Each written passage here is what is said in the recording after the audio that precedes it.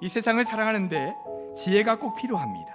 똑같은 일을 하더라도 그 일을 어떻게 접근해서 어떻게 해결하느냐에 따라서 결과가 굉장히 달라질 수 있기 때문이죠. 지혜롭게 접근해서 해결한다면 훨씬 더 좋은 결과를 얻을 수 있습니다.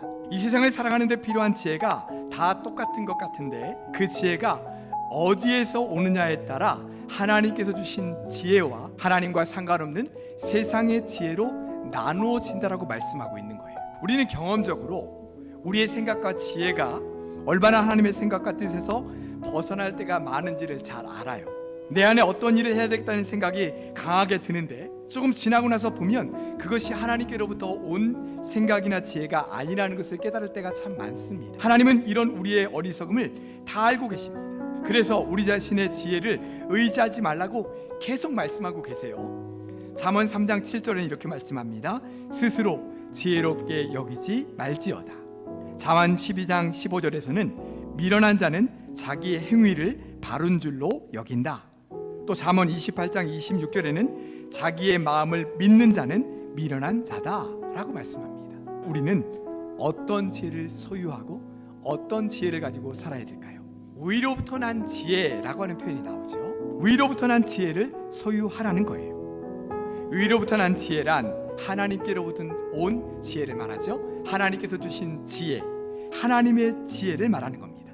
우리는 지금까지 어떤 지혜를 의지하며 살아왔습니까? 하나님의 지혜입니까? 세상의 지혜입니까? 지금까지 세상의 지혜, 나 자신의 지혜를 의지하며 살아온 삶의 결과, 삶의 모습은 지금 어떻습니까?